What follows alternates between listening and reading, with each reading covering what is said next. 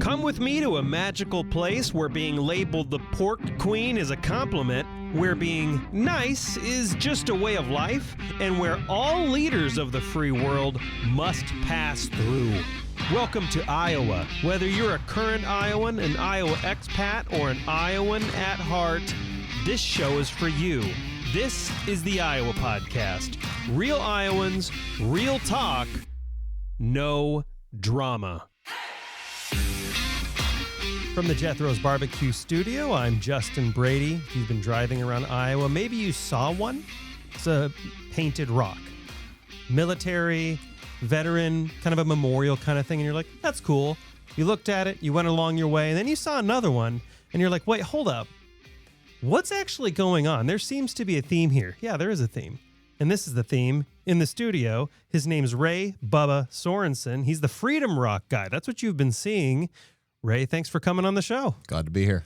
Before we get into it, as a reminder, everyone, this is the Jethro's Barbecue Studio. Why? Because they sponsor the show. And, I mean, the very least you can do is take $30 from them. I'm actually not kidding. Go to iowapodcast.com. If you buy a $100 gift card from them, they will give you a $30 gift card for free. I use that to buy chicken wings. That's I know I need to get out there and try new things, but I just keep getting chicken wings and a bourbon, so sue me. Anyway, Ray, thanks so much for coming in. The Freedom Rock stuff is cool. Thank you. And I know a lot of people see these things and they don't really understand. There's a really deep story there. Sure. Of course, you've done a lot of media stuff about this already. This isn't anything new. Yes. But you've also been on the Today Show. I think you've been on Fox News. Oh, yeah. You've painted some stuff for Delta Airlines and NASCAR. You've been around a little bit. Yeah. But let's talk, July 4th is coming up. This is going to air just the day before July 4th. So let's talk about the Freedom Rock. Can you, it's a little hard to understand at first. Sure. What's the 30,000 foot view on what is this thing? So, yeah, it also depends. The reason it kind of gets a little muddy.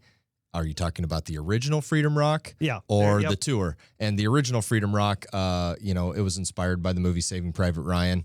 I saw that movie. I'm not a veteran. I walked in, saw the movie, the first half hour of that movie where we have 16, 17, 18-year-old men, 16, 17, 18-year-old men spilling their guts for our country. Right. And it's brought to you, Spielberg did an amazing job with that film. And I mean, in all its gory details, it just I walked out of the theater and I was like, I have to say thank you to our veterans somehow. Mm-hmm. And so I drove past that rock on the way home and it was just graffiti. And I thought that's going to be my canvas. That's where I'm going to say, thank you veterans for our freedom. And then the image that always pops into my head when I think of veterans, immediately is the flag raising at Iwo Jima, top of Mount Suribachi. And just one of the greatest photos ever captured. And says so much, without really depicting a face, it's just, America's might, putting that flag on top of Mount Suribachi. And so I put that image on there and I thought that was it. I thought that was the end of the story. And, local veterans asked if I would continue to do that. And I think they meant paint the same thing every May for Memorial, to just go out and just paint that exact same thing. Being an artist, I was majoring in art and design at Iowa State. I was like, I'm going to do something different. And so that's what snowballed into the changing every May for Memorial Day, changing this mural. And I guess this is a little longer than an elevator pitch, but that's kind of what then eventually gave birth to the Freedom Rock Tour and why you see these all over. And the Freedom Rock Tour is your attempt to, well, not attempt because it's done now, but to do one in all counties in Iowa. Excuse me, all 99 counties in Iowa, right? Yep. Yeah, and it kind of first started out my first idea was I want to put one in all 50 states, and my wife was like, it's keep you a little bit closer to home, and bringing you back down to reality. Yeah, she's like, come on, let's reel it in. She's she's the fantastic. She's the base. So yeah, and then I was just like, I think Grassley was doing his full Grassley at the time, and I was just immediately I jumped to well, how about one in every county in Iowa, and the presidential candidates that come here, they always make a point to try and make it to as many or most of the counties. And I always say we're political snobs here in Iowa because we're so used to having a presidential candidate or a president knock on our door. Where I know. That's not the case in other states. I know. We take such advantage of it, and we're so used to it that we're like, whatever, politics. It's no, that brings a lot of revenue to the state and a lot of attention. So yeah, and it's also unusual because you go to other states, here, it's I think we've all been involved in one of those conversations where Sure. it's like, so-and-so top 3 presidential candidate is going to be down the road at a barbecue joint. And then people are like, you want to go see him? I mean, he'll probably be here next week. Like, go. Yeah. Literally the conversation that happens here. Iowans are a bit weird. For those of you who are kind of transplants, we're a little odd. It does kind of stink that the Democrats are in South Carolina now, because that we'd kind of lose a little bit of that energy. So mad at that. I was like, don't let that go. First in the nation status is so important. It was so important for our state and for our revenue. But anyway. Well, and not just that, but it's as we get more polarized and as the sides get more polarized and don't talk to each other as much, there was something magical about the caucuses. When the caucuses are happening and the Democrats or the Republicans kind of already have their person, it's not as exciting. It's still exciting, but when they happen and both seats are open, it's a crazy collision of ideas. Oh yeah, it is. Because you're trying to separate. Yeah, you have one random Iowan that does not have the snooty credentials, questioning both candidates and them totally being stunned. Yeah, I didn't think of Iowans are really good at that. Farmer Jones that knows his farming and he knows he's got the specific farming question or specific business question. It just throws them all. Yeah, and that changes a national news cycle. Yep, for sure. It's now that we don't have both, and they can kind of insulate themselves and protect themselves. A little bit, yeah. Which I don't like that. Nope. So Democrats, let's try to get this fixed. Yeah, let's get them back. But anyway, completed in 2022, there are a lot of questions that come with this, which is, going back to the inspiration, which is interesting, actually. I didn't put this together, but you saw graffiti on the rock, and you're like, oh, that looks like crap. What if, that was kind of the jump off point. What if we had positive graffiti? You did one that kind of took over. Now, I know you do clear coats on these things, like automotive clear coats, to make sure they don't wash out over time. But sort of. There's still weather. For so sure. Are you 99 rocks? Are you? Is this a full-time job touring the state repainting them? Or my whole goal was that they would last forever, but nothing in Iowa weather lasts forever. Right. And I of course picked the world's worst surface to paint on. Side story, people are always like, why does your name is the only one that comes up as the top guy to get to paint for rocks? And I always joke that all the good artists are smart enough to know not to paint on rocks, and all the bad artists are like, yeah, I can do it. And so I'm kind of right there in the middle where I've sort of figured out the best way. But no, I started the foundation to kind of take care of the ones that may be weathering hard. And another joke, I always say I can't lean into the rock and be like, hey bud, did the paint cure okay? Did it attach to you all right? I mean, some rocks have been buried in floodwater multiple times and still look good. And others have had barely any weather hit them and there's, flaking or damage. It's all, they're random sediment. And so it's just balled up. And so it's I always say they need to be sandblasted. They need to be power washed. They need to have that proper preparation. And then I try and prime it really well. And then there is a sealant. And I always recommend an auto body guy, but it's not actually an auto body sealant. It's something else that allows the rock to breathe. It's a weird paint, but it's meant specifically for rock and rock-like surfaces. And so that you have to reapply. That's the pain in the butt part, every 3 to 5 years. And if you fall off it, then it can start to weather. But good news is a lot of the rocks have weathered really well. It's just there's a chunk of them that don't. And so, I'm kind of going back. I've started the foundation, so it doesn't put all the burden on each community that's got one of these to have to come up with the money to get it done, because everything's expensive now, including just trying to live. So, hiring me back, I didn't want that to be a huge burden. So I started the Freedom Rock Foundation to gain funds so we can kind of help offset that. And then I can go back and say, hey, I want to redo yours, but I think you need to put a cover over it because it is weathering hard. And if we don't, then it's going to continue weathering hard. So some of them are starting that process of going and putting covers up, and then I'll come back, repaint it. Then it should outlast me. I'll last forever, because what you're doing, the thing that beats on it is not the sun. Everybody always thinks the sun. The sun will beat up most paints, but not this. There's no organic material in it. What beats on it is hail, and we get our fair share of dang hail through the summer, and hail will just find that little weak spot of the rock or find where it didn't quite adhere, and it just So this isn't a gotcha show at all, but Yeah. I do want to go ahead and back get to me. something you just said. Yeah. You said no organic material at all, which I actually know is not true in some cases, because in some cases, and this is a good thing, and this is not actually a gotcha, just meant to sound like it on the radio. Yeah. But there is, I think, ashes Well, and yeah, hair for sure. from soldiers And that's in the original. in some of the paint. Yep. Can you describe what this is about? So that kind of happened organically in the sense of I was knelt down painting a specific piece honoring our Vietnam veterans at that time when a huge group of Vietnam veteran bikers, they go to the wall in DC every Memorial Day. They start in California. They pick up riders in each state. They go across. Ooh, and they have like a northern route and a central route and a southern route. The central route comes through Iowa most often. Oh, wow. And down I-80. And so this huge group pulls off on I-80 and comes down to the rock. And they saw what I was painting, which was specific to Vietnam veterans at that time. And they liked it. And they said, hey, do you mind if we sprinkle some ashes of our recently fallen Vietnam veteran brothers? We really like this. We think this is a sacred spot. And I go, don't do that. They're just going to blow away in the wind. Every piece of wind that hits Adair County hits that damn rock. I'm sure of it. And so I said, dump them into my green paint. We'll mix them in here and we'll paint them on here. They'll be here forever. Wow. And they loved that. So seven guys ran and got the ashes and they came back and we did that. And I thought, well, that's a neat story to tell. But then from that point on, from all over the country, I've gotten Vietnam veteran ashes in the mail.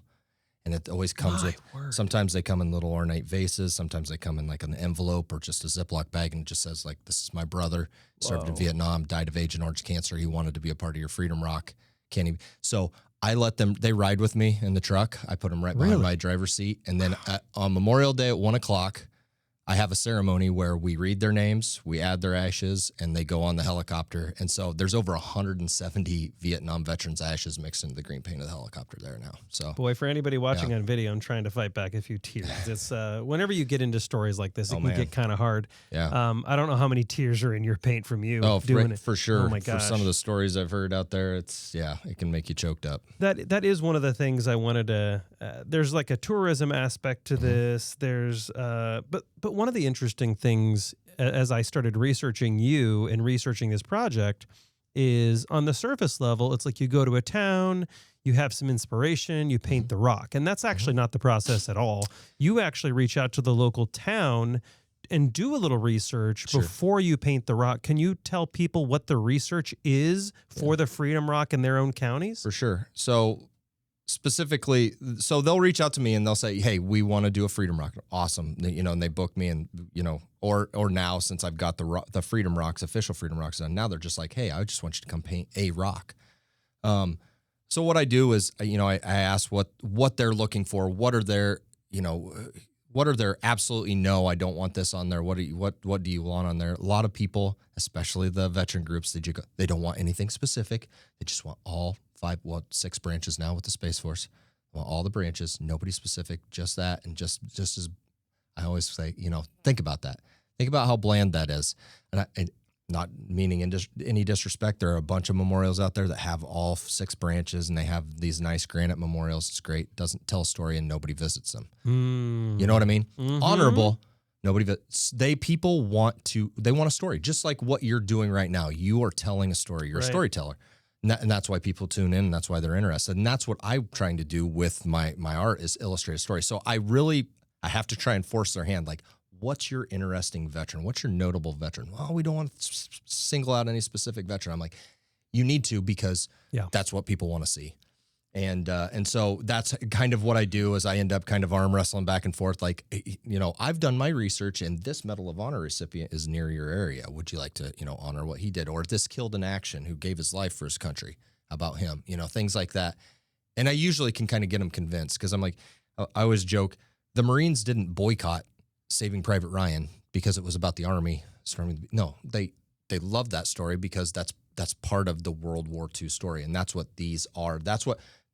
It's not just one mural as one rock. It's a patchwork of murals where they all kind of interconnect. And, if you didn't see the Marines on this one, you'll see them on the next one. If you didn't see your Navy ship on this one, you might see it on the next one, and that's the point of the tour. Go on and find these stories, find these cool Iowa stories that may have died off or may have been forgotten for the most part. And that's kind of the goal. And that's one of the hard things because you are this isn't to stretch at all. Like I'm glad you brought this up because you are very much a storyteller. That is your job. I hope so. Yeah. And, telling the story of these veterans who gave their lives and veterans who served this country from all 99 counties. And of course, now we're going to talk about the states too. But but as you point out, that's really, really hard. Yeah. I don't know what it is. And maybe someone can reach out and tell me, but veterans hate telling their own story. They do. They hate telling they keep it locked up. They do. They don't want to beat their own drum. Right. They don't want to talk about the sacrifices. And I don't know if it may be part trauma, but it also is just they go out and it's this serving mentality. Yes. It's not a me focused thing. And like putting yourself in harm's way to be shot at or blown up is a very serving thing. So honorable. I believe exactly what you're getting at is it's an honorable thing, and they don't want to be like, look at me or look at this or let's just tell this guy's story as it's going over these other guys. And I'm like, no, let's not tell it as this story is more important than these other guys. Let's tell the story to then kind of umbrella give you guys the credit, all the rest of you that served with them, like let's get them interested in what happened in World War II, World War I, the Civil, let's tell those stories. And I think it comes from a very humble, honorable place that they don't want to single anyone out or themselves out. I think that's great, but it's like when you're trying to tell a story, you don't want to get a veteran in here and be like, well, I didn't do anything and I just want to say thank you to all the branches. And then that's the end of the interview because everybody's going to be like, well, that interview sucked. You've got to try and mine those interesting stories. Same thing I got to do. Got to try and mine those interesting stories out. It's the same exact thing. Are there any stories that, and again, this is a hard one because I think you have kids. I do. I think 3. And so I could make the joke that like telling your favorite story is like picking your favorite kid. Right. Wah, wah, it is. wah. Yeah. Anyway, but are there any that just stick out? I know this is kind of an on the pressure, on the spot moment. So you can say, oh, there are too many.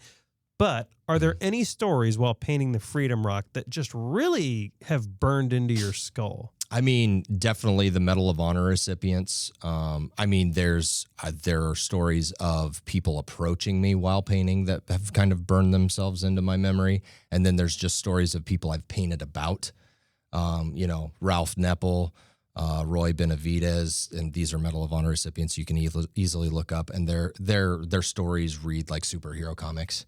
I mean, they're amazing. It's Roy Benavidez.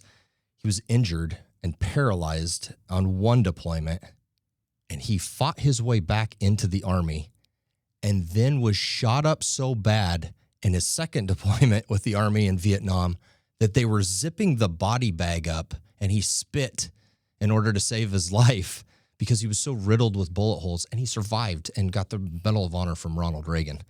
Unbelievable. I mean, these guys are just, so it's so interesting, like seeing, reading these stories and talking to the people that I think some of Roy Benavidez's family came up when I put him on one of the original Freedom Rock and just visiting with him and just, I mean, they're like celebrities to me because it's just amazing what they've done and how they've served their country and how they've just been like, nope, my country's first and this is what I'm going to do. And I just insanely honorable. So those things have burned themselves into my memory. One of the ones that gets me is I was painting a rock and I get asked all the time, like the same revolving door questions all the time. Like, how long have you been doing this? Blah, blah, blah.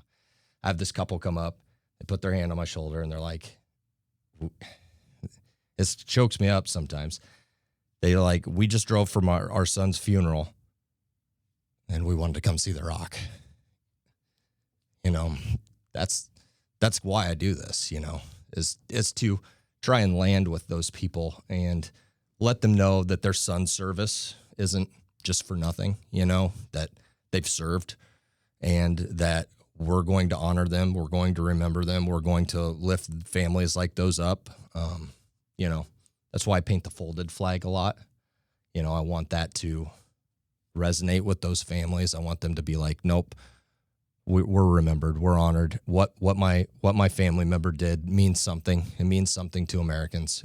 We're not just, a bunch of snobby, ungrateful people that go to Starbucks and get our latte and go on about our day. We actually do remember and honor. And, and I think these anniversaries coming up, the 250th of the Army, which is past, but 250th of the Navy, 250th of the Marine Corps, and then next year, 250th of our country. I think those are important. I think a lot of Americans realize that. I think we're going to celebrate that. And I think that's a good thing. I think we need to let's go back through our history. What has America and Americans, what have they done?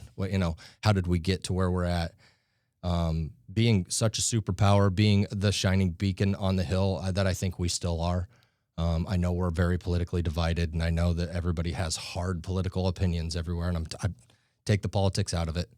Just our country, where we've come. So I think it's important to probably take kids and families to these things because, one of the things I see posted sometimes, it's not original, but is, the image of 18-year-olds today. And it's like 18-year-olds today are freaking out. They didn't get enough likes on TikTok. Right. Or that, some stupid thing. Right. And then they show the comparison with like 18-year-olds during D-Day. I mean, just getting absolutely like you mentioned, carnage, losing limbs, Mm-hmm. losing their lives immediately. Mm-hmm. I think, to your point, I think you were 19 when you saw Saving Private Ryan, which is what started this whole thing. Yep. And everyone can argue about accuracy, but I think at the time, what I heard often from veterans was that is pretty real. Right. Like that's what it felt like. I think we all in the theaters saw veterans get up and leave because it was too much. Yeah, because it really took them back into that moment. Yeah, amazing. And so I feel like we really are at such a point of privilege and luxury in this country where we've completely forgotten where we've been. It's hard. I mean, you've got your smartphone and you sit there and you get news. Oh, we bombed Iran. Sip your latte. Keep driving to work. We don't live in a war-torn country where we're pulling our relatives out of rubble. Right. And so I think because of that, that's a great thing. But strong men create good times create weak men, and I think we might be in the weak men category. And so we're just kind of reaping what we sow in that aspect. And that's what, I don't know the best way, but memorials. I remember when I was a kid, and memorials were like, unless they were like an art installation or something that was objectively like cool, right? I just wasn't all that into it. I mean, and I don't think nowadays, I do see it as that gateway to history. For sure. Because, you can read it on a history book and it's not super interesting, but then you go to DC or you go to some monument and you're able to experience it visually. Yes. Because not everyone's a reader. I forced myself to be a reader for this show, but not everyone's a reader. Some people have to touch and feel. Yeah. And that's what this provides. What is the process? Because you do your research, but then you go, you set up a tent, it looks like. Yeah. And do you stay there? How long does it take? Yeah. It sounds like a logistical challenge. I mean, it can be. You're not driving home every day. Are you staying there? How walk us through the process of creating a Freedom Rock in each of these counties? So there's two different versions. There's the original Freedom Rock version where I don't cover it. So I fight weather and just timing and like the schedule of having kids and sports and things like that. And the original one you repaint yearly? Every May. So the start of May, I paint it white. And except for the helicopter, because we add ashes to it on Memorial Day, but I paint everything white except for the helicopter, and then start new. And I try to be done by Memorial Day. This year I went like a day over because it was just ducking in and out of the storms and everything. I could not get done, but try to be done on Memorial Day. And for the others, it's scheduled, so I have them tint them in a way or cover them in a way. And some of them have their permanent cover already built, so that lends to it right there. I can work in the rain. But cover it, and then, like I said, it should be already, sandblasted, power washed, and then so we kind of finalize the sketches as I come on site. I like to kind of touch the rock too and see, like an angle like that may have presented like that in the pictures, but it's like this. And now I'm like, oh, that face isn't going to go there now. So Right. we're going to have to do this. And so that's those a good point, because faces look warped and weird if you paint them in on. and some of them just do. Sometimes I just kind of have to force the aspect because they haven't given me a really good rock to kind of, I guess present with. So, but that's part of it, is like the final puzzle pieces kind of come into place as I like get there and I'm saying, okay, we're going to scooch this and this is going to go here. Everybody cool? We're cool. And then it's like 10 to 12 to 16-hour days of just, I get up in the morning and I put in, a lot of times I don't eat breakfast or lunch, and then I just eat a big dinner at night, stay at the hotel that they've provided, and then back on site the next day, and then I just power through till I'm done. I always say I'm not like most general contractors where they start a job and then they go off to another job to start a job and then they start I am laser focused. Once I start your job, I am on your job until it is done. So is this all, the 99 counties obviously are done, but was this all by request then? Counties requested you to come and they would put up the lodging? Yep. So this is one of those things where I did not want to say, you're getting a Freedom Rock. I wanted people to say, we want a Freedom Rock. And so I waited. Everybody did request. Yep. For the first town in each county to book, got it. So sometimes it was the small towns. People are like, why is this rock in this town? It should be in this town. And I'm like, well, I go, a lot of times it's the smaller towns, because I always joke, half the time the mayor's married to the city clerk and they're like, hey, let's get a Freedom Rock, whereas in like the big cities and big towns, they have to go through 75 bureaucratic nightmare meetings before they can even decide on what coffee to put in the break room, So that's why. Do people, I noticed on your website, there's like a checklist. Oh, yeah. Do people like try to do a visit to hit every rock in the state? Is this a thing? I've had many people that have completed them all. No. Yeah.